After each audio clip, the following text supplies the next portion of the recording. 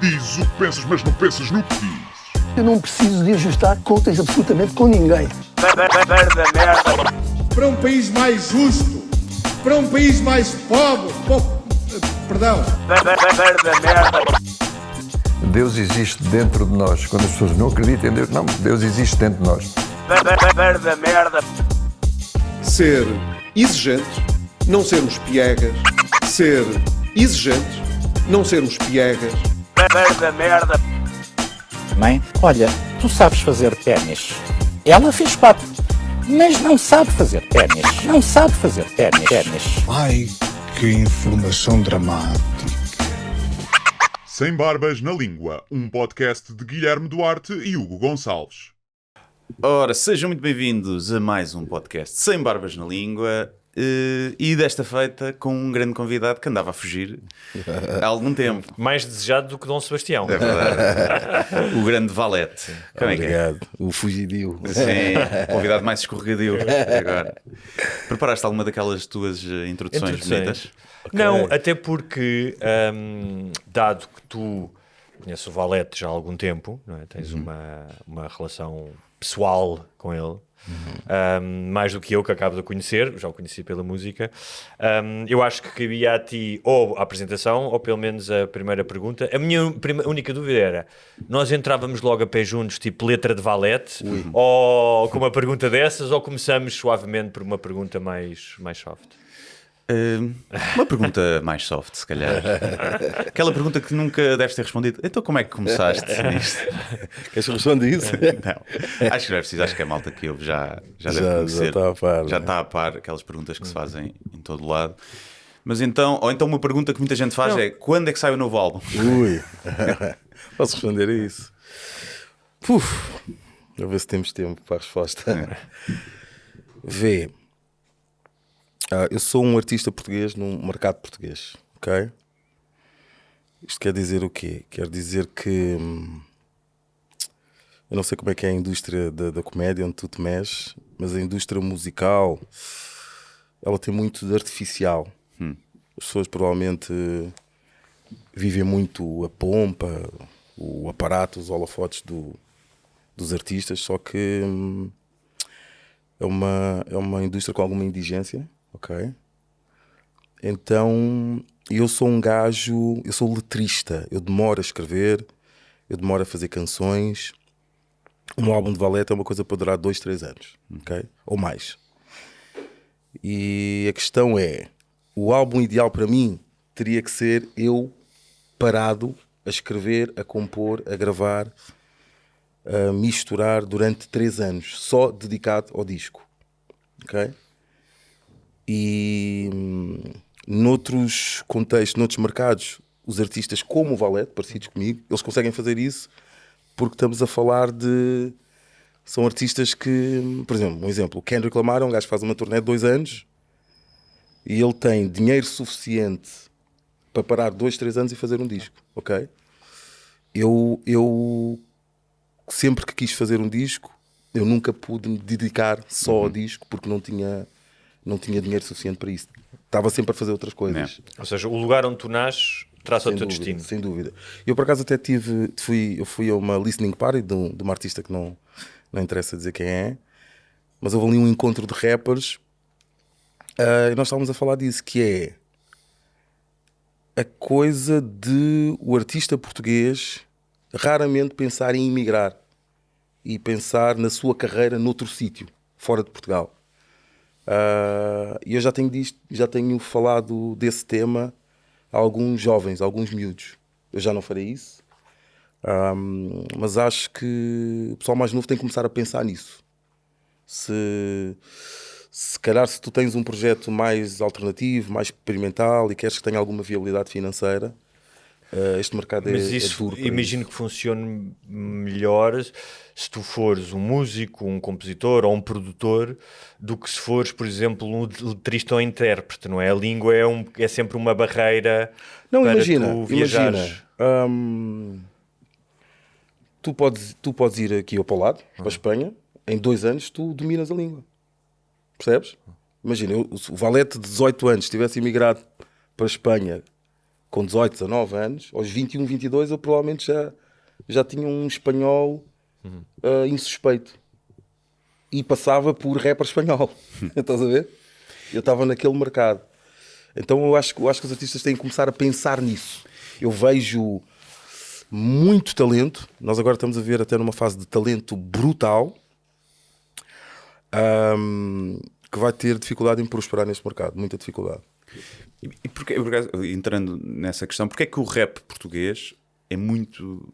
Acho que não sei se conheço algum caso de um rapper português que tenha tido algum sucesso além fronteiras. E quando tens franceses que também batem até em países que não são de língua francesa, espanhol também. Mas também não são muitos. Também não são muitos. Sempre um caso ou outro. Sim. Espanhol é um mercado maior porque tem um mercado todo sul-americano e central-americano, mas mesmo assim como é que ele se chama?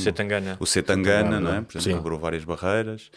E a música espanhola, no geral, não é? Também mais quando saiu do registro exclusivamente de rap, não é? Sim, sem dúvida. Quando fez várias parcerias com... Sem dúvida. Algum rapper português que tenha assim alguma comunidade de fãs lá fora, estrangeiros? Fora dos países que falam Fala dos português, palopes.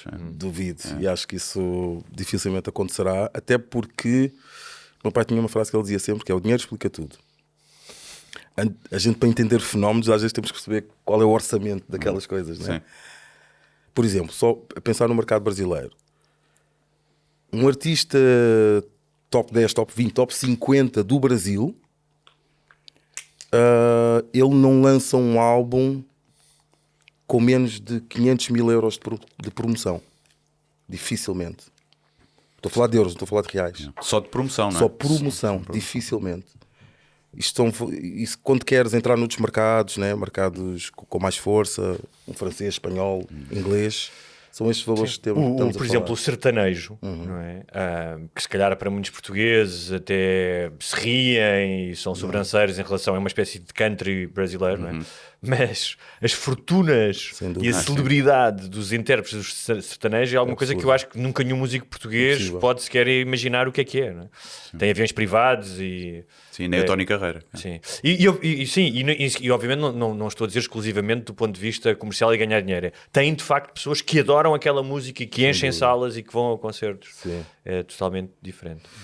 Mas olha, voltando, não pegando na pergunta de como começaste, mas tendo a ideia... É só porque é uma pergunta que fazem montes de vezes. Sim, imagino que sim. Por acaso a mim não. A do álbum, quando é que sai? Quando o álbum, sim, claro. Eu não sei se respondi à pergunta do álbum. Acho que sim. Se calhar finalizo. Pronto, eu tenho esta dificuldade de ser um gajo que demora muito tempo a escrever e ainda não consegui parar para fazer o álbum no processo ideal por uma questão financeira, ok? Eu não consigo parar 2, 3 anos e estar só a injetar dinheiro no disco, não consigo fazer isso. E até acho que o mercado português, para um artista ter viabilidade, é muito aquela coisa de fazer um álbum num mês e ir para a estrada a tocar. E voltar, que a música bata 1 milhão, não é? Exatamente, voltar, um álbum no mês. Porque hoje em dia... Tu estavas a falar há bocado e o meu comentário precisa dizer: nasceste fora de tempo, ou seja, tu eras o artista ideal para fazer álbuns dos anos 70, 80, até 90, quando havia artistas e bandas, pá, que realmente faziam isso, faziam 2 anos de digressão ou 1 ano, depois estavas ali à espera de 2 anos para fazer um álbum, os gajos estavam em estúdio, havia bandas que estavam em estúdio 1 ano a compor e a pensar e não sei o quê. E isso é difícil hoje, é muito difícil. Ou seja, já não é tão comum, talvez o Kendrick ou outros consigam fazer isso, mas mesmo gajos conhecidos já não conseguem fazer isso. Como é que se ganha dinheiro hoje com música? Porque antigamente, pá, tu mesmo até em Portugal tinhas uns platinas e não sei o quê, ainda ficavas com um dinheirinho. Hoje em dia é só com concertos que tu consegues ganhar dinheiro. Eu diria que, pensando nos artistas que são profissionais da música, eu diria que 70%, 80% do rendimento deles vem de concertos. Eu vou-te dizer que eu lancei o meu primeiro disco em 2002. Eu comecei a ganhar dinheiro da música, a lucrar com música em 2019. Ok? Eu comecei a lucrar em 2019. Eu tive mais de 15 anos a injetar dinheiro no projeto Valete. Okay. Ganhava coisa, mas era muito chapa ganha, chapa gasta. Mas era uma altura, ou seja, o educação visual e o serviço público, pá, não havia vendas nessa altura? Era meio passa a palavra? Ou não, havia. E até foram discos que venderam bem, mas foram relativamente caros para o estágio onde eu estava, eu era artista independente. Pois, e não havia, hoje em dia todos os festivais têm rap, né? Na altura nenhum Sim, tinha, sim, né? sim, não tinha nada a ver. E era isso, é tipo, eu com o Educação Visual, que é um álbum muito amador, eu gastei perto de 10 mil euros. Gastei 6, 7 mil a fazer o disco e o resto em videoclipes. Eu provavelmente recuperei esse valor 2, 3 anos depois. Percebes? Era assim que funcionava. Então, voltando ao início, não é como é que começaste, mas eu estive a ouvir uma entrevista tua em que tu falavas, imagino, do período das mixtapes e talvez haja pessoas mais jovens que não sabem bem o que é que são mixtapes, portanto peço-te para explicares o que eram, mas que tu falavas que nesse início havia da tua parte um equilíbrio entre ingenuidade musical, mas também uma certa tesão para fazer as coisas, que hoje tu já não tens essa ingenuidade musical e que o que sabes hoje sobre música e a exigência que pões musicalmente faz com que tu sejas um artista diferente do que eras. Isso faz com que os álbuns também demoram mais tempo a fazer? Sem dúvida, muito mais. Muito mais. Eu não tinha nem competência nem muito brio na parte musical. Eu era um gajo empenhado na parte lírica, na parte musical eu até era um bocado desleixado, ok? Hoje é algo que eu me preocupo muito, muito. Até quero entrar aqui num processo em que eu vou pôr o Valete ao serviço da música. Quero muito fazer isso. Eu quero que tu fales do meu disco primeiro pela parte musical. Eu quero que isso aconteça. Eu estou aqui já num processo de fazer um álbum, né?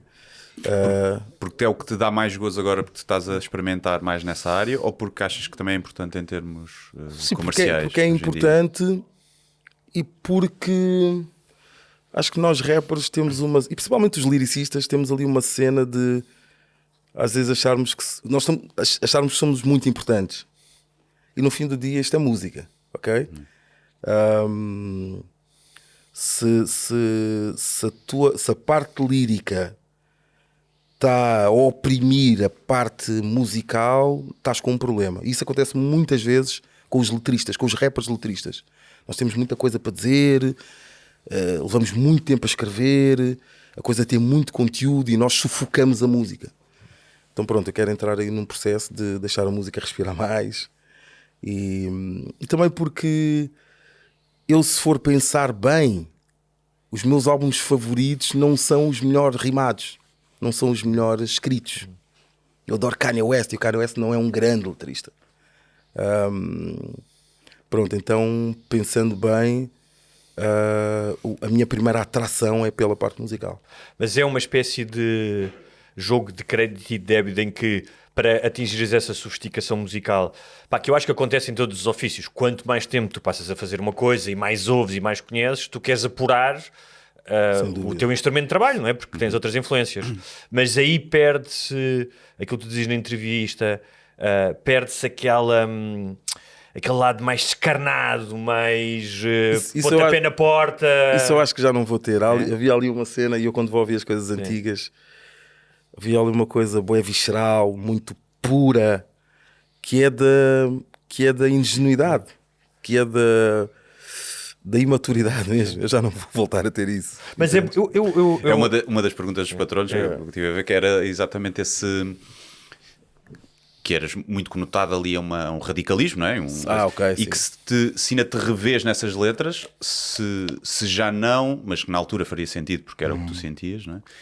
E que estás a dizer que esse Valete mais anarquista quase, não é? Mais eu acho que seria extrema esquerda, a música do anti-herói, da música do anti-herói, por sim, exemplo. ou do fim da ditadura, não é? Por exemplo. São se calhar, acho que a fim da ditadura, não sei se terá sido a música, qual é que a música mais falada? A Roleta Russa, não é? Sim, sim. E Fim da ditadura, anti-herói, sim, essas rap consciente, assim, mais recentemente. É difícil responder.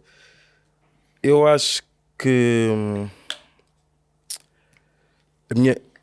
a marca que eu quero deixar é de um rapper humanista e social.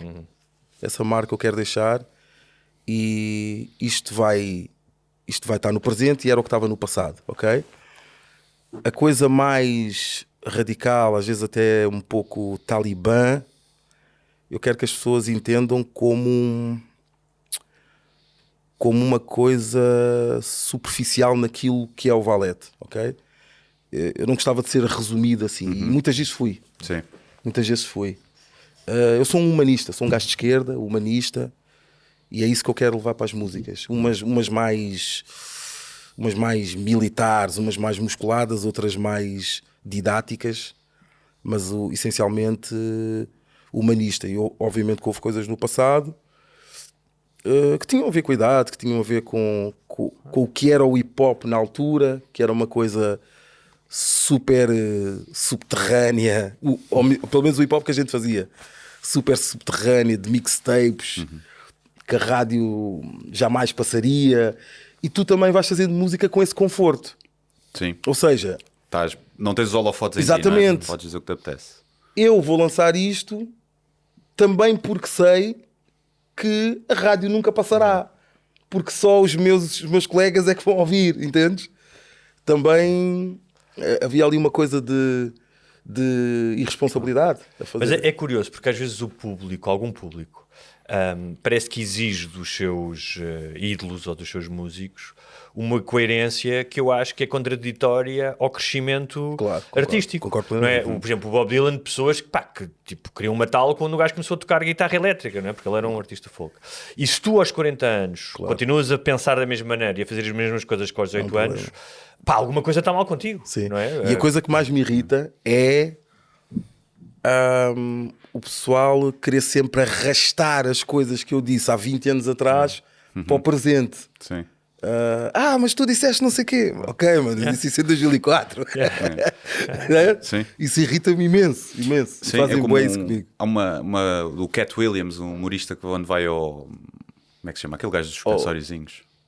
Não é a cena não é a cena daquele gajo que joga, aquele gajo que é não é essa cena. Naquele, o entrevistador mais conhecido, O Larry King. O Larry King. Okay. E ele pergunta qual é que foi o pior conselho que já te deram, e ele: nunca mudes. E eu achei essa resposta muito Isso boa. é brutal, é brutal. É realmente É brutal, uma... Olá, e tu és... Desculpa, diz. Diz. Não, tu és fruto do sítio, das coisas que tens à tua disposição. Eu estava-me a lembrar, e é um tema que nós vamos falar mais à frente, da questão do colonialismo, por exemplo, e de como é que os portugueses lidam com isso, que eu gostava de falar disso, que era, quando era muito puto, vivia ao lado, o meu melhor amigo, o avô dele, era um senhor, que era professor e tinha vindo de Angola, e que era super tenurento com as crianças, mas tinha uma amargura com o PCP e com a descolonização, uma coisa terrível. E eu, quando ainda era puto, para mim, a descolonização era um mal que tinham feito àquele homem. Porque era o que eu tinha à minha disposição. Ou seja, eu não fazia a mínima ideia do que é que tinha sido a história colonial, o que é que tinha sido a guerra. O normal é que tu, ao longo da tua vida, vais aprendendo coisas e vais mudando de opinião. E isso acontece também naquilo que tu escreves, imagino, ou seja, aquilo que tu pensavas quando tinhas 18 anos sobre uma série de realidades, hoje em dia tu olhas para o mundo de uma forma diferente. Claro, normal. Mas eu acho que acontece algumas vezes, a linha é muito ténue entre tu mudaste e evoluíste ou tu ficaste confortável. Okay. E já não queres fazer coisas novas. Há esse risco. E isso acontece com muitos, principalmente na música, porque podes estar a repetir êxitos do passado. Na comédia é um bocadinho mais difícil, tens de estar sempre a fazer coisas novas. Em que acho que há malta que fica só confortável. Fica confortável, a espremer ali a tetinha. E deixa de ter aquele rasgo, já não tens porque o dinheiro traz e se calhar conforto, há músicos, ou não só, há artistas que se prejudicam quando tentam ter esse rasgo e depois já tem uma plataforma leal que diz, eu não quero ouvir isto, eu queria ouvir aquilo que tu fazias antes. Também é um risco. Sim, em Portugal eu acho que esse rasgo é para super-heróis. Praticamente só existe viabilidade financeira e de carreira no mainstream, praticamente. E tu não tens aqui uma segunda camada que outros países têm, que é de música mais alternativa, mais experimental. E imagina, tu em França, tu podes cair do mainstream para o segundo nível e financeiramente estás estável. Não há uma classe média em Portugal tu podes mesmo cair do mainstream para o nada. Para deixar de dar concertos. Então, exigir esse rasgo aos artistas portugueses é diferente de exigir um artista de outro contexto. Tu no rap consciente, agora por causa do que nós estamos a falar, dizes falo-se em superioridade moral, no passado em momentos também foi paradoxal. Sim. Que é o que nós estamos a falar, mas eu queria falar disto porque achei piada, mais do que a ligação a esta transformação que é necessária e e nós não sermos sempre a mesma pessoa isto é algo, esta assunção de olha pá, se calhar enganei-me e tenho as minhas limitações, isso é muito pouco típico de um artista de rap, é exatamente o contrário, que é, como dizem os brasileiros, eu sou a pica das galáxias. É uma ego trip que a meio diz, pá, malta, mas calma.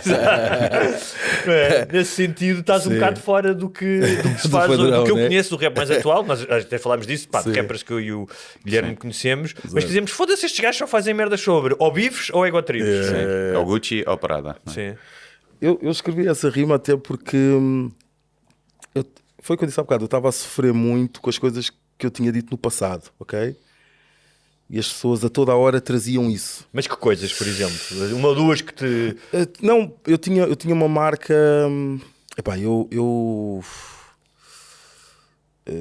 2003, 2004 eu consumi muita literatura marxista. E senti uma necessidade nessa altura de pôr isso tudo nos meus textos, nas minhas músicas. E eu fiquei muito conotado com isso. O anti-herói começa com um discurso do Fidel Castro. Pronto. Sim. Há um patrono, se calhar antecipo de já, que faz uma pergunta faz-te pergunta sobre se tens a mesma opinião sobre o Hugo Chávez, por exemplo, que tinhas há uns tempos. Não, sim, hoje em 2025 não tenho ligação nenhuma a esse tipo de figuras, até porque eu tive um grande amigo meu, que tu conheces, que é o Bones, viveu 10 anos em Cuba. Então eu tenho um relato muito preciso do que é Cuba, do que foi e do que é. Do que foi e do que é. Muito preciso. Coisa que a maior parte dos gajos do PCP, super esquerdistas... Continuam a dizer, mas eles são todos médicos. Super castristas, eles não têm esse tipo de relato, que eu tenho. Então pronto, a minha opinião em relação a essas figuras ficou muito mais apurada, porque eu tive um grande amigo meu que viveu lá 10 anos, com quem eu falava praticamente todos os dias. Mas há uma dualidade dessas figuras, o Che, o Fidel, o Chaves menos, obviamente, que é, especialmente para pessoas novas, a ideia da revolução e de tu destruires um status quo, como era a ditadura anterior à ditadura atual, é muito cativante, porque os próprios jovens têm essa rebeldia neles. Como foi para mim? A transição, que às vezes é mais difícil, que estava a dizer que as pessoas do PCB não se fazem, é perceber que muitas vezes essa revolução redunda noutra ditadura. Sim, foi o que aconteceu em Cuba, ou seja, o Fidel que desembarcou na Serra Maestra e foi atacado e ficaram 11 ou 12, já não me lembro, e que tem aquela figura revolucionária, não é a mesma pessoa que durante décadas vergou o povo cubano. Sem dúvida. Epá, e há um conceito... Mas isso é claro para ti neste momento? Sim, claríssimo, claríssimo. E há um conceito que eu tenho muita dificuldade de negociar, já há uns anos para cá, que é o conceito de liberdade individual. É uma coisa que eu não abdico disso. Sou um gajo de esquerda, apoiei muitos regimes de esquerda, alguns até muito... Alguns com uma inclinação muito autoritária. Só que, para mim, quando tu retiras este conceito de liberdade individual, aí deixa tudo fazer sentido, ok? E então o meu afastamento de... Quando a causa se sobrepõe ao indivíduo. Exatamente. Não é? As pessoas em Cuba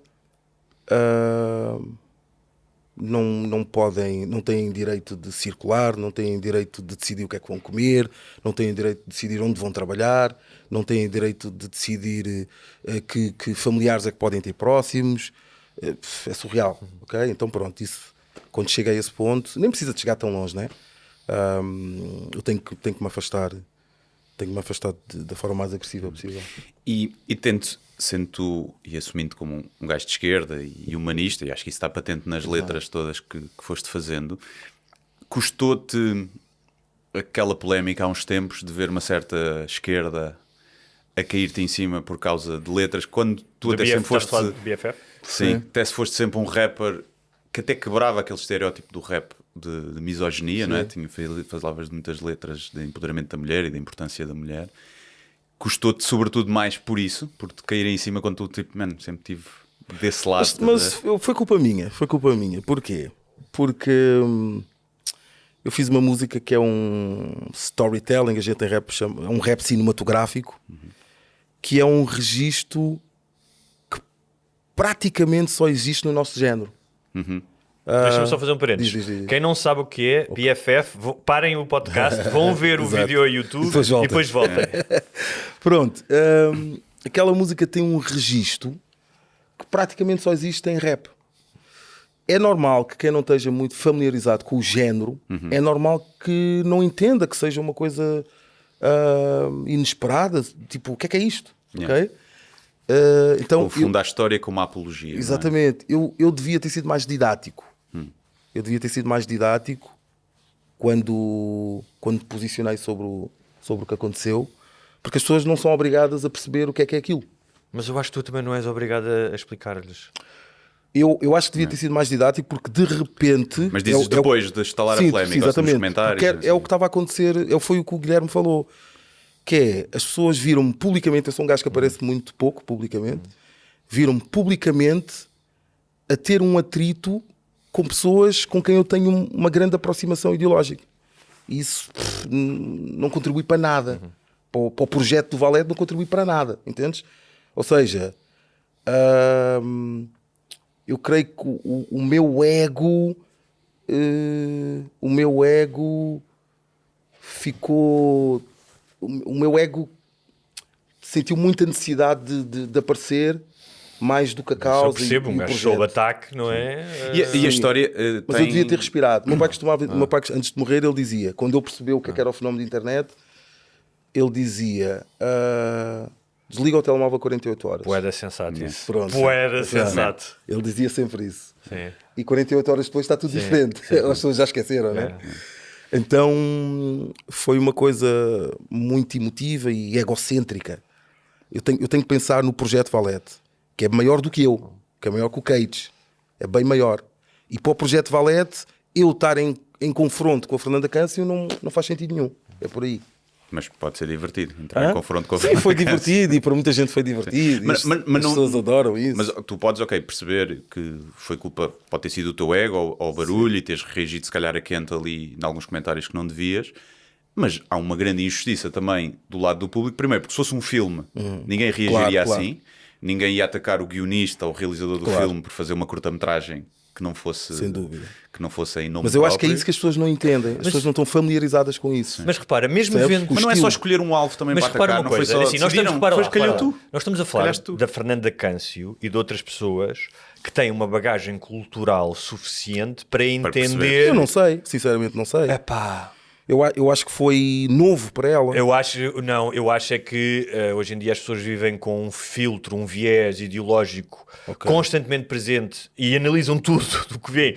O gajo que vai comprar vais comprar um gelado ou vais ouvir uma música, tudo é por esse viés, porque claro que a arte é fruto também da ambiguidade do que é que tu interpretas. Mas eu não olhei para aquela música e achei, e mais... Conhecendo a tua obra antes, não é? Exato. Mas mesmo chegasse aquilo e dizia, então o que ele estava aqui a fazer é uma apologia do feminicídio. Eu nunca pensaria isso. Ou seja, eu percebi, acho eu, à primeira, até uma certa ironia que está por trás daquilo. E compreendo que nem todas as pessoas percebam. Mas a Fernanda Câncio... E aquilo tem alguma base em realidade? Tem. Porque tu falas disso noutra música também, não é? Aquilo é uma história verídica que aconteceu com um amigo meu. Tenho um amigo hoje que está preso por uma história muito parecida com aquela que eu contei. Eu estava a relatar e isso não estou a justificar nada, atenção, também não quero, não é uma justificação, claro, ou seja, eu teria sempre direito de fazer aquela peça, não é? Mas pronto, para saberem. Mas ganha outra carga no sentido que ainda por cima era uma coisa que tu saiu-te da alma, não é? Quiseste pôr cá fora. Não? Então vou fazer outra pergunta, que é, tendo em conta aquilo que nós falámos, em que se calhar no início o teu rap tinha um pendor, não sei se ativista é mais palavra, mas tinha ali um viés ideológico se calhar mais forte. Algumas pessoas, e se calhar não por acaso a Fernanda Câncio, acham que tudo aquilo que tu fazes agora tinha que responder a essa bitola? Não sei, não faço ideia, se teria que ser a Fernanda a responder. Não sei qual é a relação que ela tem com a minha música, não sei se ela conhece sequer. Pois, se ela não conhece, antes de escrever ela, eu se fosse um colunista ia ouvir todas as músicas tuas. Eu acho que seria. Mas deixa-me dizer, por causa da questão do ativismo e da música, há uma música tua que me tocou particularmente, que é a Rua do Poço dos Negros. E eu estava a ver aquela música que tem uma série de referências, de líderes, de combate. Tem uma história que se calhar muitos lisboetas não sabem, que é porque é que a Rua dos Poços Negros se chama Rua dos Poços dos Negros, porque era onde eram depositados os corpos dos escravos, que não tinham direito a serem enterrados num cemitério, portanto era uma espécie de vala comum. E hoje em dia tens ali montes de coffee shops para turistas, internamente, estão lá a saber o seu latte e não sabem disso, não é? Mas aquela música arrepiou-me. Arrepiou mesmo, tipo, aquelas coisas que eu ouvi, eu estava a ouvir a música no outro dia e fiquei todo arrepiado. Deixa-me dizer-te uma coisa. Eu nunca fui tão atacado por uma música como essa. Porquê? Foi a música... Mais do que o BFF? Mais do que o BFF. Mas aí de uma direita, não? Não. Da direita, obviamente. Da extrema-direita, principalmente. Mais do que o BFF. E nunca fui tão atacado pelo meu público. Ou uma parte do meu público. Mas porquê? As pessoas sentiram ali uma carga divisionista na música. Uma coisa de pretos contra brancos. Sentiram isso. Às vezes pode ter sido... Está lá em algumas coisas. Pode ter sido. Mas sentiste os brancos a ter essa atitude? Sim.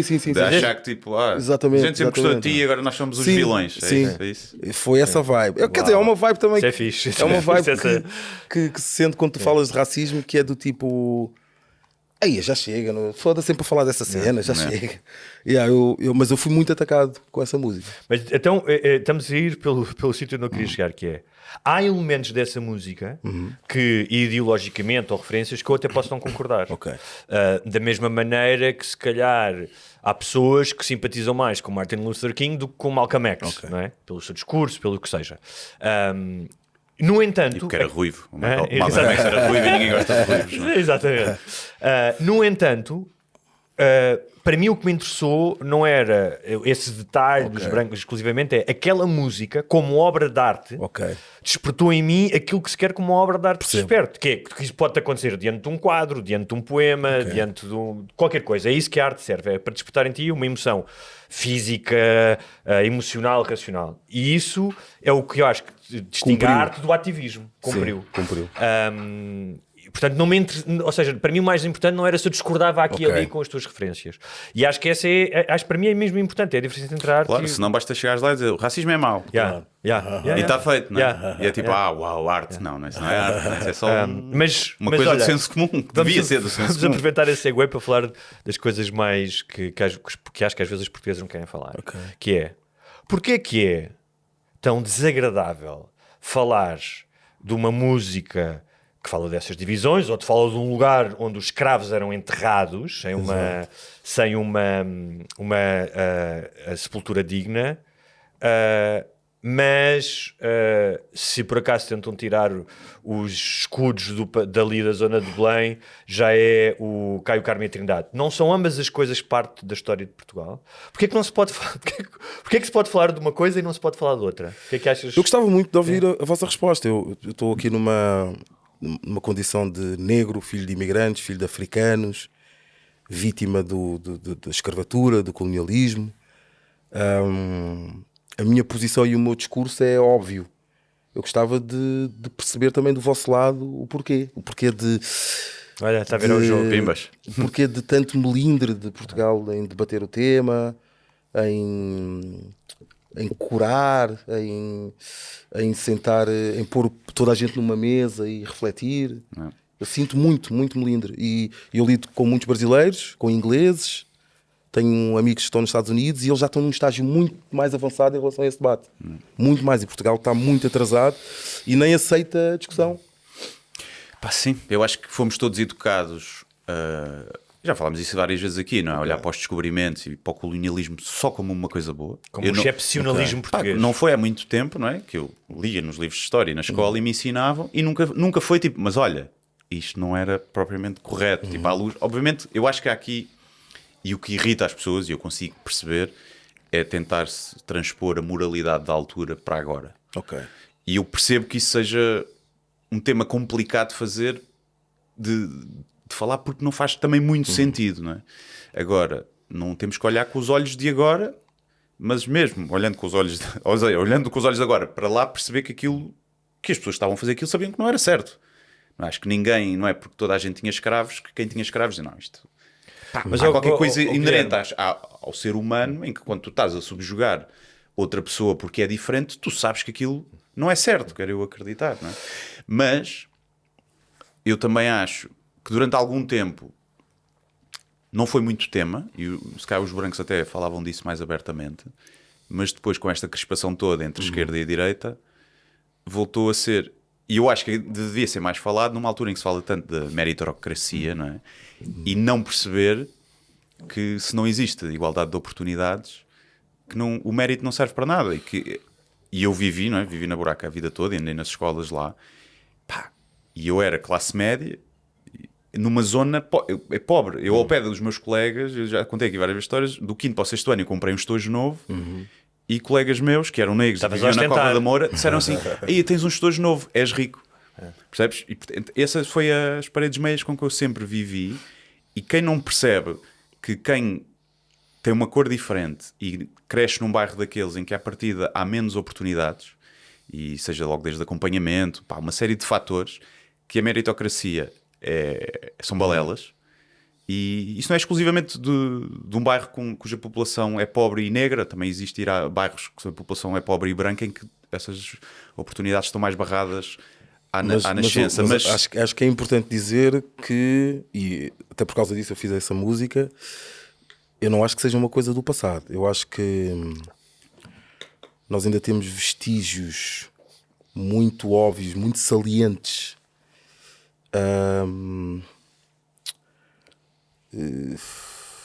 Eu não gosto muito do termo racismo institucionalizado. É um termo, não sei se tem muita cientificidade, ok? Acho que nós, na comunidade negra, usamos esse termo às vezes gratuitamente. É preciso ter cautela a usar. Mas Portugal tem amostras muito evidentes de racismo público, muito evidentes. Como, por exemplo, e tu provavelmente já testemunhaste isso, nós temos escolas em Portugal com 90% de crianças negras. E não há nenhuma freguesia portuguesa que tenha 90% de negros. Nenhuma. Não existe. Mas há várias escolas na linha de Sintra que têm 90% de crianças negras. É um apartheid. Sim. Os pais brancos daquelas localidades não põem os filhos a estudar naquelas escolas.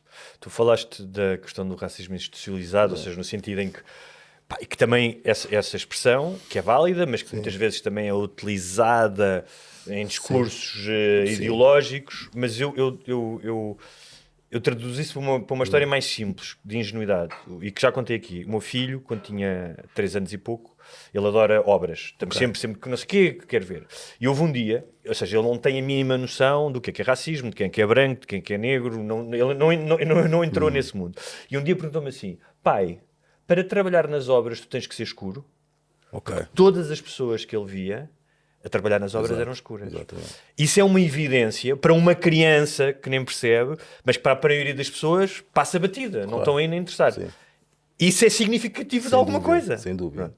E em relação àquilo que tu estavas a dizer, agora se permites responder à tua pergunta, que é, eu acho que uma das razões é a ideia do excepcionalismo, como tu dizes, que nos ensinaram, que os portugueses foram incríveis e que foram civilizar e que deram novos mundos ao mundo. Não, e éramos os bons colonizadores. E éramos os colonizadores, e é muito difícil tu renegares esse lado de excepcionalismo. Dizerem, olha, sabes uma coisa? Se calhar há aqui uma série de coisas que não foram assim tão bons. Tu não queres saber isso. A maioria das pessoas não quer saber isso. É a mesma coisa que dizerem da tua família. Olha, sabes uma coisa? Olha, o teu pai afinal, pá, encornava a tua mãe, tinha outra família, isto e aquilo.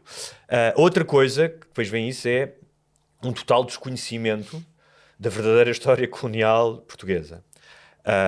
E que, contra mim falo, durante anos e anos, não fazia a mínima ideia do que tinha acontecido. E uma das coisas que... antes disso, desculpa, estavas a falar do relativismo cultural, que é as pessoas não querem julgar hoje com os princípios, ou seja, os princípios de hoje com os princípios de então. Mas isso é um argumento mais ou menos falacioso, porque no século XIX havia muitas pessoas mesmo, e até antes, que eram completamente contra a escravatura e que moveram mundos e fundos para que isso acabasse. Ou seja, não era uma coisa que era toda a gente fazia, nem toda a gente tinha escravos. Mas tu és um produto, não é? De onde nasces. Claro. Nós, se tivéssemos nascido nessa altura, era muito mais provável que nós estivéssemos ok com a escravatura do que contra. Porque a maioria das pessoas estava.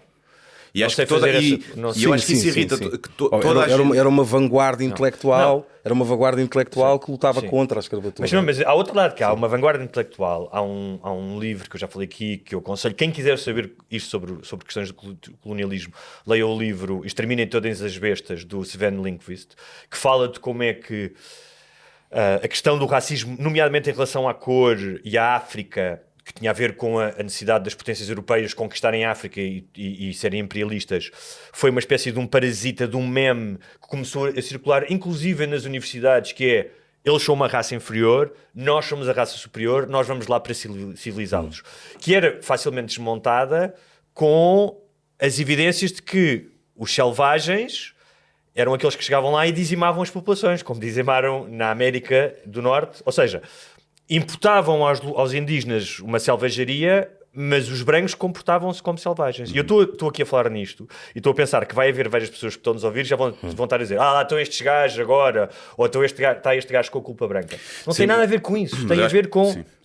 só para terminar, desculpa. Tem a ver com história. E uma das coisas que eu sou há pouco tempo sobre o colonialismo, especialmente o português, tem a ver com isto, que é: os portugueses não dominaram a África há 500 anos. Só no século XIX é que começaram a conseguir povoar mais ou menos o que são os territórios de Angola e Moçambique. Havia portos e como é que conseguiram isso? Explorando os trabalhadores negros, ou seja, durante o século XX continua a haver trabalho forçado. O teu pai era de São Tomé, os angolanos e os moçambicanos eram enviados de Angola e de Moçambique para trabalharem forçadamente, era uma espécie de escravatura, nas roças de São Tomé. E a guerra colonial não surgiu apenas... Não foi o primeiro conflito que houve em África. Durante mais de 100 anos, porque os portugueses tomavam terras, tomavam as mulheres, obrigavam ao trabalho forçado, havia uma resposta muitas vezes das tribos. Imagina, chegavam e matavam 50 ou 60 brancos. Os portugueses iam e matavam 500 ou 600 negros. E esta bola de neve, de violência, que normalmente, quando os portugueses agiam sempre com uma maior violência, ela terminou com a guerra colonial. Não foi do género: eles agora despertaram porque há o marxismo e vamos lutar contra o poder colonial. E isto, que foi uma coisa que eu aprendi há pouco tempo, não é sabido cá. As pessoas não sabem disso. Isso é muito importante, as pessoas não sabem disso. Existia escravatura no que as pessoas chamam de época colonial. Escravatura. Pessoas que eram retiradas de Moçambique iam trabalhar forçadamente em terras de São Tomé. A Companhia de Diamantes. A maior parte dos portugueses não tem essa informação. Não tem essa informação. A Companhia de Diamantes. Havia várias companhias em Angola e Moçambique. Uma delas era de diamantes. E tinha capitais até estrangeiros, mas eram os portugueses que dominavam. Iam buscar os homens às tribos e, se os homens fugiam, as mulheres eram tiradas e tinham que ir capinar, tinham que ir limpar as estradas. E isto acontecia vezes e vezes sem conta. Ou seja, a revolta que havia...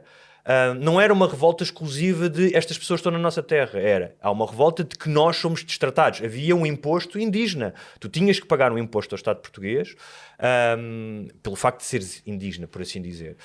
E, portanto, essa revolta, claro, quando tu és português e vês os massacres de 1961 da UPA, que mataram bebés e não sei o quê, tu dizes: porra, isto é horrível, isto é horroroso. E não deixa de ser horroroso.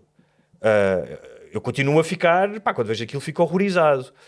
Mas aquilo não surge do nada. Claro. Há uma história de violência. Como tudo, não é? Como na Palestina e na Israel. Porquê é que vocês acham que a maior parte dos portugueses não tem essa informação?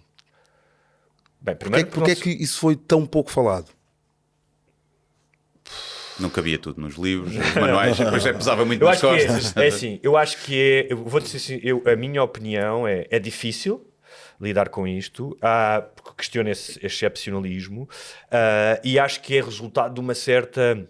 talvez imaturidade. Eu estou a falar desta questão de haver escravatura na época colonial. Desta questão. Estás a falar no século XX, ou seja, depois da escravatura terminar. Até porque muita gente diz e gaba-se de Portugal foi o primeiro país a abolir a escravatura, que acho que não é verdade, não é? Mas mesmo que fosse, continua a haver. E o que se diz agora, que é um argumento que tu vês sempre que se fala disso, é já havia escravatura antes. Antes dos portugueses chegarem, de haver descobrimentos. Sim, sempre esse argumento. Há sempre agora esse argumento. Mas eu acho que se calhar o mais... Tipo, como é que se cura isso, não é? Eu gosto como é que muito se cura? a música do I'm Not Racist, do Joyner Lucas, ok, que mostra os dois lados. deixa-me falar um bocado sobre... Eu acho que, falando como negro... Que é o que nos interessa mais aqui do que estarem aqui dois brancos a falar sobre isso. White-splaining. Eu acho que os negros têm que deixar de pensar muito nisso. Ou seja, a minha relação com o Malcolm X, e eu não sou há irmãos meus que são mesmo fanáticos de Malcolm X e às vezes têm posições muito extremistas, mas eu acho que é a coisa que faz mais sentido atualmente para o que nós temos de comunidade negra, que é temos que ser nós a resolver os nossos problemas. Eu acredito muito nisso. Temos que criar aqui uma espécie de sociedade dentro da sociedade portuguesa. E eu creio que isso já está a acontecer. Quando eu cresci em Benfica, cresci na Damaia, não havia praticamente negócios negros. Todo o dinheiro que nós tínhamos ia para o comércio dos portugueses. Hoje é completamente diferente. Tu tens muitos negócios negros. Temos que fazer mais coisas. Não podemos só ficar em barbearias e mercearias e cabeleireiros. Temos que fazer mais coisas. Muitos negros a empregar outros negros. É nisso que eu acredito. Depois, pensar mais à frente e começarmos a criar os nossos movimentos políticos. Porque não a nossa rádio, porque não a nossa televisão? Eu acredito muito nisso. E não é uma visão separatista da coisa, é só uma visão de acreditar na autossuficiência. Não serão os outros a resolver os nossos problemas, e nós estamos com muitos problemas. O nosso atraso económico, o nosso atraso social em relação às outras etnias é brutal, e temos que ser nós a resolver os nossos problemas. Mas não é uma coisa para 10 anos, não é uma coisa para 20 anos, mas temos que começar. Eu creio que já está a acontecer. Mas sim, é isso que eu ia dizer. Eu acho que, sim, eu lembro-me de, lá está, quando eu era mais miúdo, todos os meus colegas negros, quase todos, viviam na Cova da Moura. Exatamente. Já viviam no bairro. E hoje em dia acho que já houve ali, por exemplo, na Buraca e da Maia, já começa a ter uma classe média negra que não havia há 30 anos. Não? Eu acho que nós temos que deixar de celebrar e fazer festas porque a SIC tem um pivô de rastas. Ok? Temos que deixar de celebrar e fazer festas porque o LIVRE tem uma parlamentar negra. Foi pouco tempo também. Foi pouco tempo. Pronto. Estou um bocado cansado de decoração. Entendes? Estou um bocado cansado de decoração. Temos que ser nós a fazer as nossas coisas, nós vamos resolver os nossos problemas. Noutros países, eles já estão a falar em comunidades negras que criam a sua instituição bancária, que criam os seus hospitais. Temos que ser arrojados nesse tipo de pensamento e de ação. Porque eu acho que uma das coisas, ou seja, a linha é muito ténue entre dizer que há obviamente uma carga racista e há preconceito, e que a partir de quando nasces com uma determinada cor vais ter que trabalhar 10 vezes mais do que outra pessoa, principalmente se vieres de um estrato social mais pobre. Mas a linha é muito ténue entre assumir isso e servir de desculpa, não é?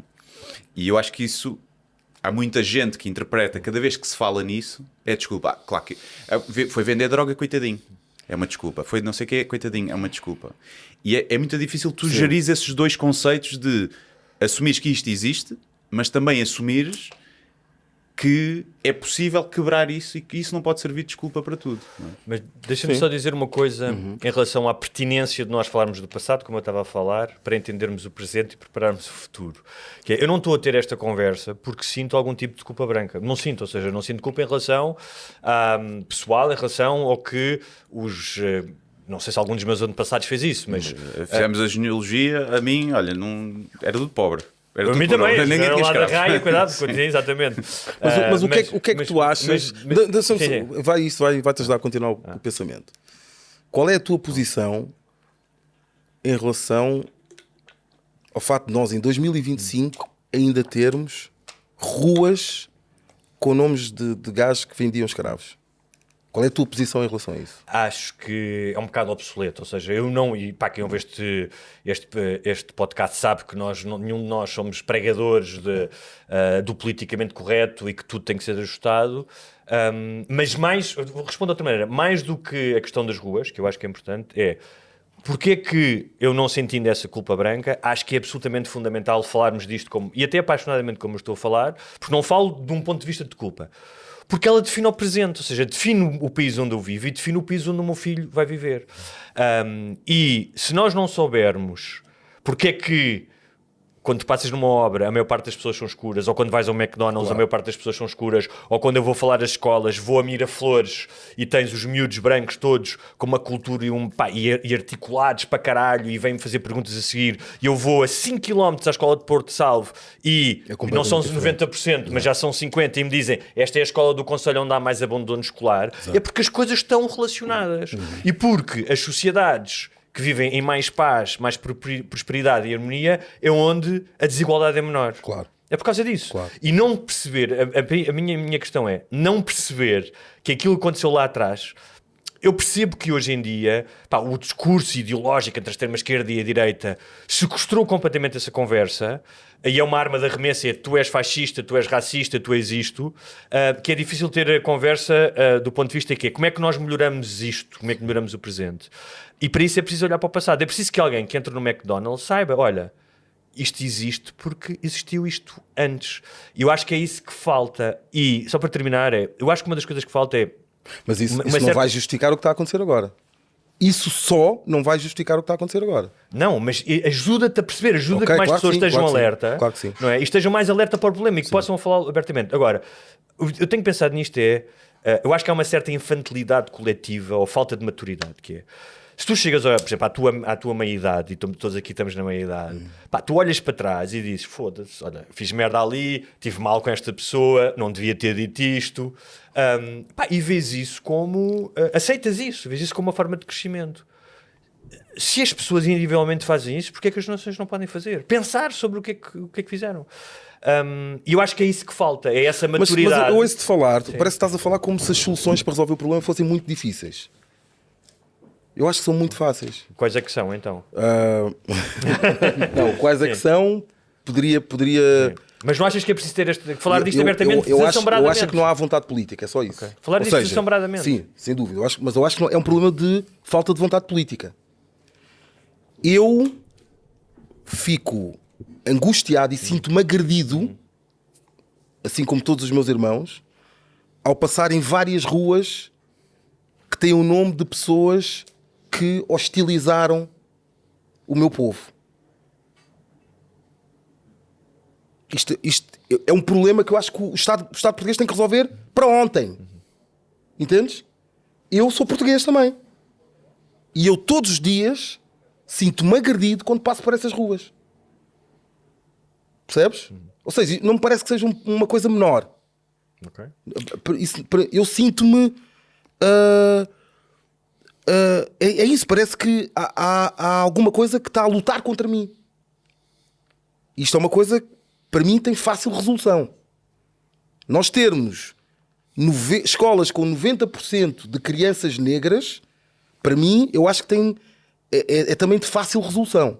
Mas Valério, tu tiras as placas todas amanhã. Sim. Não, mas faz uma petição, eu e o Guilherme assinamos.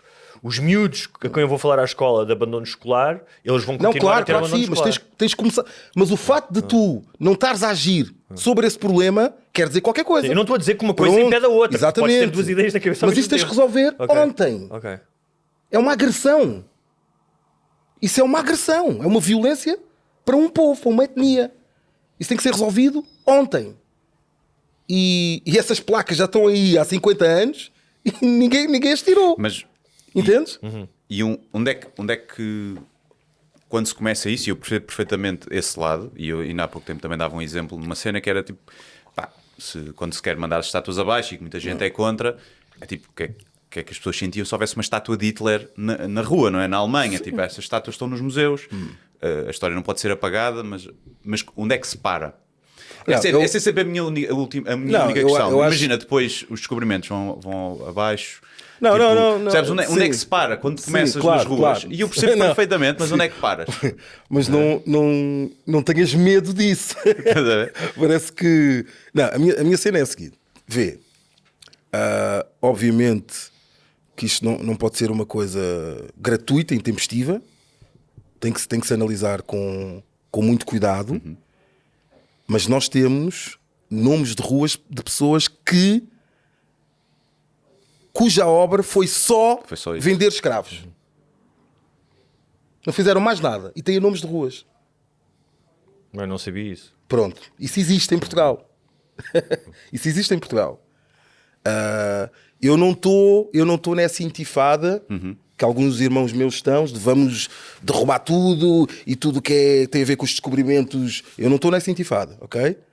Mas coisas que são gritantes, evidentes e ofensivas, nós temos que resolver já.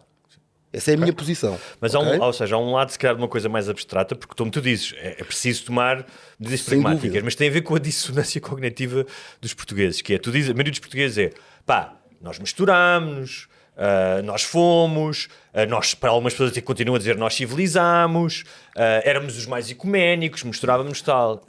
E eu digo assim, já me fiz essa pergunta, então e onde é que tu vês isso de forma massiva na cultura portuguesa? Ou seja, onde é que Sim, a agora é cultura a segregação, africana não é? está, se não em pequenos nichos? Sem dúvida, sem dúvida. Naquela está. Se isso é verdade, Concordo vamos assumir plenamente. que isso é verdade. Naquela está. Está na música acima de tudo. Em poucas outras Claro, áreas está está bem. na cultura Mas africana. é isso que eu estou a dizer, é, se isso é verdade, se realmente houver essas misturas, onde é que estão? Onde é que estão Exatamente. os juízes e os Sem dúvida, políticos sem dúvida. e os opinion Sim. makers? E eu já tive esse debate contigo, que é a questão da representatividade.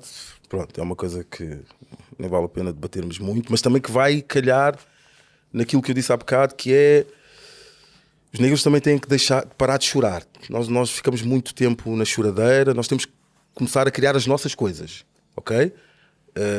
Criar a nossa produção cultural, os nossos programas de rádio, precisamos de negros no stand-up, percebes? Precisamos de... E não é, o stand-up só tem brancos, não.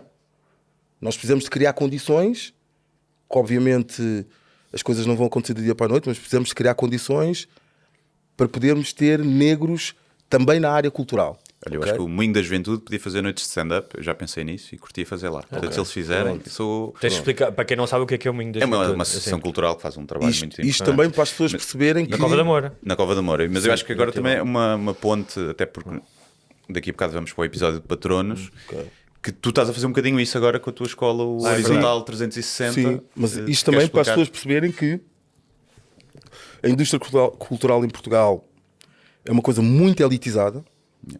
É preciso que as pessoas entendam, é muito elitizada.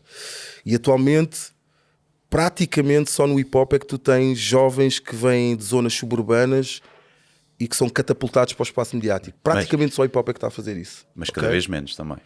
Também Sim. tens muita malta que tu depois vais ver. Espera lá, Sim. também já veio de Claro que colégios sim, privados mas e se famílias tu ainda vês privilegiadas. alguma coisa, Sim, é no hip-hop. sim, sim. sim. E por isso é que eu também acho que o hip hop tem que ser muito acarinhado, tem que ser muito protegido, porque as nossas referências públicas provavelmente nos próximos 10 anos virão do hip hop, ok? E não virão de outros sítios. E o que é que... É uma coisa que eu às vezes me pergunto, que é...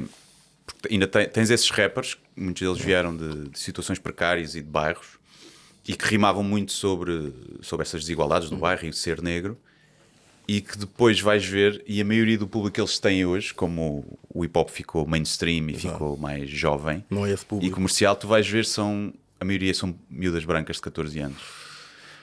Como é que se lida com isso enquanto artista, e como é que se vê esse fenómeno de fora? É sempre fixe porque chega a mais gente, ou Vou tentar, prejudica depois um bocadinho? tentar dar uma resposta sem melindrar os meus colegas. Eu não estou a falar de ninguém específico. Sim, claro que sim, claro que sim. Até porque são vários. Acho que o que tem a ver com o que falámos há bocado, que é tu tens uma indústria musical que é muito frágil. Os artistas têm muito pouco espaço para a criatividade. Praticamente só existe viabilidade num contexto mainstream, super mainstream, e rapidamente um miúdo que cresceu a rimar sobre as coisas do bairro, sobre as coisas da realidade dele, quando ele está numa posição de mainstream, o discurso dele muda. O discurso dele muda. Mas sem condenar, porque eu percebo que eles estão a sofrer muito e é muito difícil aquele caminho. É muito difícil aquele caminho. De tu chegares lá acima e tens de te manter ali. Antes de falar da escola, que eu acho que é super importante, queria só meter aqui mais um tema. Sim, disto. e olha, antes que eu me esqueça, já que também estamos a falar de artistas, mostrar aqui a ilustração, que senão já me vou esquecer. Temos a Patrícia Girão, que faz sempre as ilustrações do convidado. E aqui estás. Olha, muito fixe. Estás tu, depois eu envio-te. Patrícia, espetacular. Que tem a ver que eu continuo a achar, ou seja, sem prejuízo de todas as medidas, se calhar mais pragmáticas, como estás a dizer, que possam ser tomadas, que o não dito se torna maldito. Concordas? Concordo, sim. Ok. Que o não dito torna-se maldito, ou seja, tu não falares sobre as coisas só piora. E uma dessas coisas que às vezes não é falada, eu pensei nela porque tu, a determinada altura, numa entrevista, dizes que é cansativo. O racismo é cansativo, ou seja, tu dizes isso, que é todos os dias ser confrontado com alguma coisa, com algum tipo de agressão. Sim. E nessa altura, é curioso, eu estava a ler um livro de um americano chamado Don Carpenter, que é a história de um branco e de um negro, passa nos anos 60. Eles conhecem-se desde putos, são uma espécie de hustlers. O negro joga bilhar para ganhar a vida, o outro é um tipo também assim meio malandro, e eles acabam por se cruzar na mesma cela mais tarde. Na mesma cela de uma prisão muito conhecida, que agora Folsom Prison, não é? Que é, o Johnny Cash canta sobre essa prisão. E há uma altura em que o negro está a falar com o branco e está-lhe a explicar a condição de negro, e ele diz assim, isto é na terceira pessoa: os seus filhos, do Billy, que era o negro, eram lindos. Como podia alguém ser tão cruel? Porque é que tinha de aparecer alguém e com uma única palavra feia arrancar-lhes a inocência? No momento em que compreendesse essa palavra, avançariam pela vida meio destruídos da sua capacidade de amar, deixariam de ser crianças. Isto fez-me lembrar um vídeo que eu vi uma vez dos pais norte-americanos terem a conversa com os filhos pela primeira vez, de como é que tu falas com a polícia. O que eu queria que tu me dissesse é, em que momento é que tu tiveste essa assunção de eu tenho esta cor e, portanto, eu sou visto desta maneira, e se mais brancos compreendessem isso, se seria essa empatia, ou seja, se seria mais fácil perceber, então, ok, a experiência é esta. A minha história é diferente da maioria dos negros da minha geração. Porquê? Porque eu cresci em Benfica, numa zona de classe média, e eu estava numa casa com mais três famílias santomenses. Nós éramos os únicos pretos e os únicos pobres daquela zona de classe média. Eu vou para a escola primária, eu sou o único negro da minha escola primária. Eu tinha um ATL, eu era o único negro do ATL. Eu fui para a Pedro Santarém, era eu mais 10, eu mais 15 negros na Pedro Santarém. Eu vou para a secundária de Dom Pedro V, eu era dos poucos negros da secundária. Depois vou para Chelas Vitorino Mésio, dos poucos negros vou para a faculdade dos poucos negros. Eu cresci assim, eu cresci nesse contexto. Eu igual também era dos poucos brancos. Eu cresci assim. E eu tive situações... que hoje até consigo falar com alguma descontração, mas que na altura... Eu creio que ainda carrego traumas desses dias. Eu devia ter 7, 8 anos. Havia um lanche na casa de um colega e os pais do colega não me deixavam ir ao lanche. Não tragas esse miúdo preto aqui para casa. Isso foi o meu crescimento. Eu cresci assim. E eu sempre senti que não era bem-vindo. Em quase todos os sítios. Eu não era bem-vindo em lado nenhum. Imagina, entro numa loja, não sou bem-vindo. Na papelaria da minha rua, não sou bem-vindo. A casa dos colegas, não sou bem-vindo. Há um trabalho de grupo, não sou bem-vindo no trabalho de grupo. Eu cresci assim, entendes? Então, até hoje, e eu sinto que ainda tenho trauma disso, eu sou muito desconfiado, hiper desconfiado. Entro em sítios uma repartição das finanças, uma casa de um colega de trabalho, e sempre muito receoso, sempre muito cauteloso, com medo, o que é que vão achar de mim? Será que sou bem-vindo aqui? E eu cresci nesse contexto, entendes? Então o racismo e a minha percepção de negro e de diferente, eu percebi muito cedo. Aos 4 ou 5 anos eu já tinha perfeita noção disso. E eu precisava estar... E eu saía da escola, eu precisava de vir rapidamente para casa para sentir alívio. Precisava de ir rapidamente para a casa dos meus primos para me sentir aliviado. Porque todo o meu contexto era asfixiante. Entendes? Então eu até acho que, em relação ao racismo, eu tenho um historial mais agressivo que os meus irmãos africanos. Bem, cá está aquela ideia de que no passado, ou seja, o tal pai que dizia não tragas esse teu amigo para cá, isso que obviamente tem muitas origens, mas tem origem também naquilo que estávamos a falar de, em algum momento, se ter propagado essa ideia que se tornou uma ideia aceitável, como disse no século XIX, de que os civilizados e os selvagens, o inimigo, ou seja, esse desconhecimento, e isto perdura hoje. Perdura, sim. Porque, ou seja, repara, Quantos esses pais não têm nada, ou seja, não havia nada. Uma coisa era dizer, olha, esse gajo, eu sei que ele se mete na droga e que rouba e não sei o quê, isso eu podia perceber. Eles não sabiam nada de ti, a não ser que tu tinhas mais melanina na pele. Exatamente. Mas dizer, desculpa, Guilherme. Que é uma coisa que ecoa até hoje, acho que se calhar em algumas zonas já não, mas se fores perguntar a muitos pais se querem que o seu filho namore uma negra ou a sua filha branca namore um negro, muitos vão dizer que não, e muitos dos que vão dizer que sim, lá no fundo não querem. Então, isso, basta isso, que é uma coisa tão... E não quer dizer que aquela pessoa até vá tratar mal um negro, não é?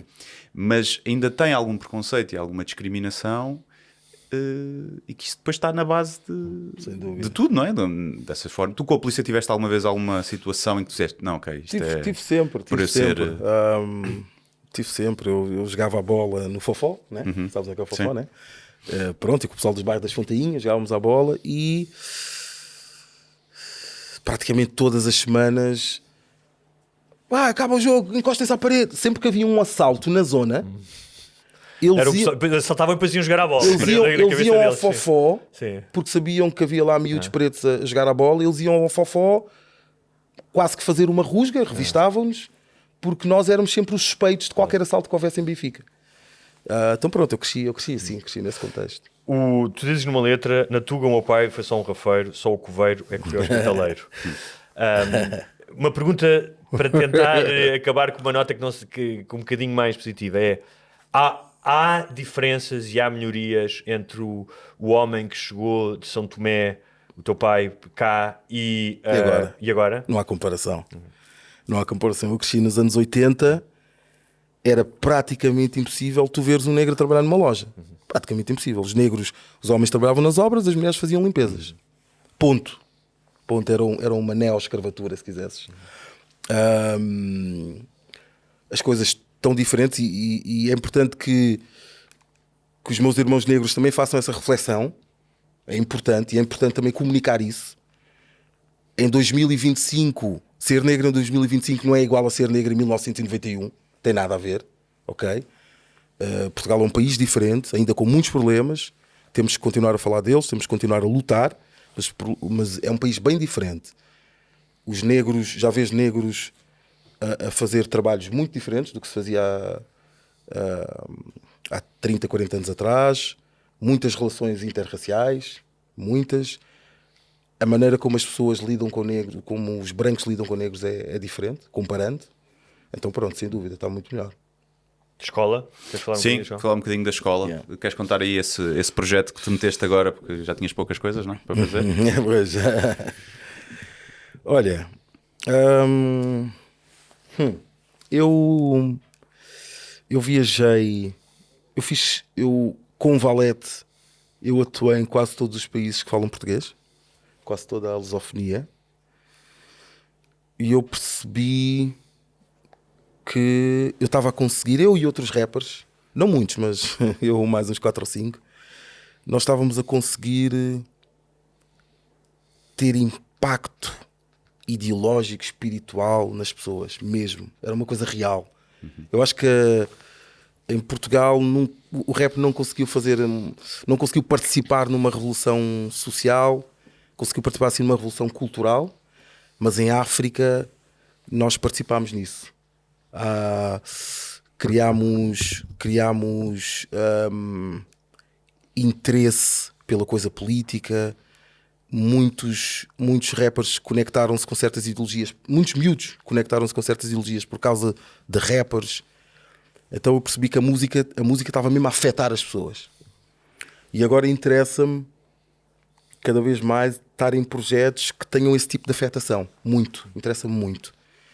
Eu comecei a interagir, eu criei uma associação Hip Hop 115, comecei a interagir com a Junta de Freguesia de Benfica e a falar com o presidente da Junta, que é o Ricardo Marques.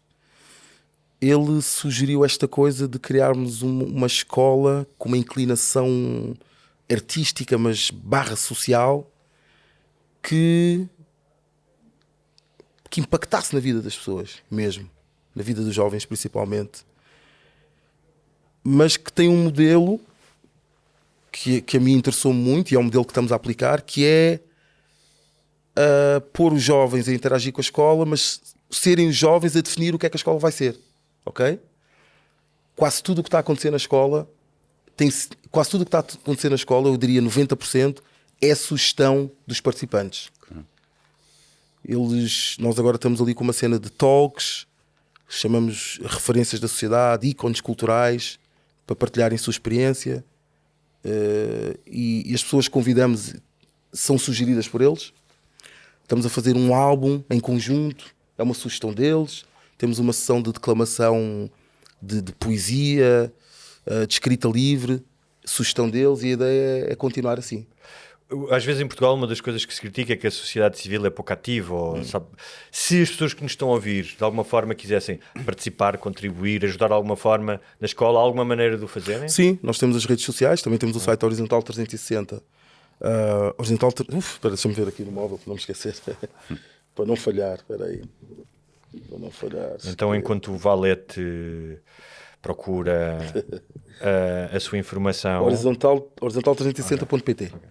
E temos também as redes sociais todas, Instagram, TikTok, temos isso tudo. E as pessoas podem nos contactar por lá. Ou mesmo mandando uma mensagem para o Valete. Nós vamos continuar esta conversa no episódio especial para patronos. Portanto, quem quiser ouvir e ainda não for patrono, é uma forma de ser patrono. Mas antes, nós normalmente terminamos sempre com temos sugestões. Temos muitas perguntas.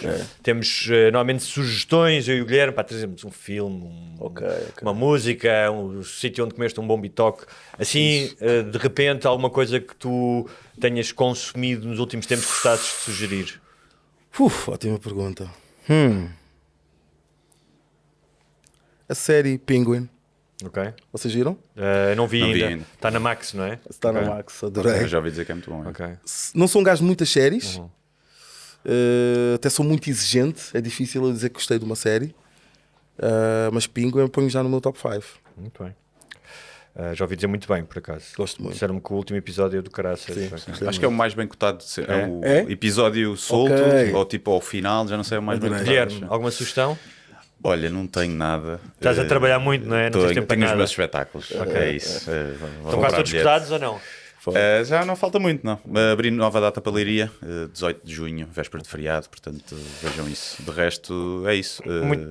Deixo. Tu vais ter concertos agora? Alguma coisa? Sim, eu vou ter agora, vou fazer Abril Setúbal, vou também a Angola, faço Real de Benfica, vou ter assim alguns. Nice. Olha, em sintonia com os temas que nós falamos aqui, quem se quiser informar mais sobre a questão do colonialismo e não ficar apenas a olhar para o padrão dos descobrimentos, Histórias Coloniais de Dalila Cabrita, que fala dos massacres nas várias colónias, por exemplo, em São Tomé fala Batepá. Exatamente, 1953. Não por uma eu tive questão... familiares que morreram nesse massacre. Não por uma questão masoquista de saber o que é que aconteceu, mas perceber como é que as pessoas eram tratadas, ou seja, como era que eram desiguais perante a lei, por exemplo, no caso de Patapá foi uma das coisas que aconteceu, e de como é que isso hoje em dia ainda tem ressonância. E depois 2 livros de uma forma pensadores, mas que pensam muito esta questão, que é O Exterminem Todas as Bestas, que eu falei aqui do Sven Lindqvist, e o Pele Negra, Máscaras Brancas, do Frantz Fanon, que tu acho que também já falaste em alguns sítios, e que vão fazer um filme sobre a vida dele agora, um filme francês. E o meu livro, Filho do Pai, que está à venda, e convido-vos a virem ao lançamento em Lisboa, no dia 18 de março às 18h30 na Livraria Bucols, e depois no dia 12 de abril estarei na Arquivo em Leiria às 17, e depois vou andar por aí fora, mas quem estiver interessado vou estar em Évora e também, mas depois vem nas redes sociais. É isso. É isso. Já agora uma série que eu já sugeri várias vezes, mas que toca aqui nos temas que falámos e que mostra que ainda existe bastante racismo na sociedade atual, a série When They See Us, sobre aqueles miúdos que foram condenados pela morte e violação de uma pessoa no parque nos Estados Unidos. Mas isso, a Central Park 5? Sim. Esse é aquela. Mas essa é a série de ficção. É dramatizado. Mas há um documentário inacreditável. Sim. E que mostra também muito. Foi e sabem quem das é séries que mais me Sabem quem é que comigo. comprou uma página no New York Times e escreveu uma espécie de um anúncio a dizer que os 5 rapazes deveriam ser condenados à morte? Donald Trump. E com isto fechamos. É isso. Até já. Boa. Até para a semana.